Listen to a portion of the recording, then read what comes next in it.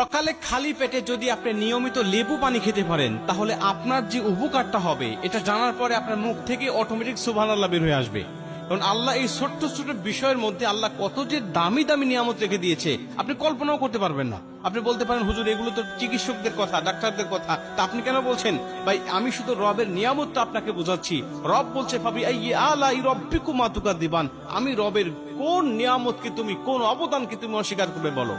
সামান্য 2 টাকা লেবুর মধ্যে আমি আল্লাহ পাক যে নিয়ামতটা তোমার জন্য রেখে দিয়েছি, তোমার শরীরের জন্য, তোমার দেহের জন্য, যা তুমি জানলে তুমি আমার রবের কদমে, আমার কদমে তুমি সিজদায় তোমার মস্তকটা অবনত করে দিবে। 20 টাকা কেজি লেবু পাওয়া যায়, একটা লেবুর দাম 2 টাকা পড়ে। আপনি যদি নিয়মিত খেতে পারেন দেখেন আল্লাহ আপনাকে কি দিচ্ছে। চিকিৎসক বিজ্ঞান বলছে যদি কোনো মানুষ লেবু পানি খেতে পারে নিয়মিত, তাহলে এই লেবু পানি তার শরীরটাকে ডিটক্স করবে, অর্থাৎ তার শরীরে যত দূষিত পদার্থ আছে, বিষাক্ত পদার্থ আছে, এগুলো বের করে দেয় বিভিন্ন ভাবে, প্রস্রাবের মাধ্যমে হোক আর বিভিন্ন মাধ্যমে হোক, এগুলো তার শরীর থেকে আল্লাহ পাক বের করে দেয়। তার শরীরটা বিষাক্ত মুক্ত করে দেয়, ডিটক্স করে দেয়, দূষিত মুক্ত করে দেয়। তার শরীরের মধ্যে রোগ জীবাণু সহজেই বাসা বাঁধতে পারে না।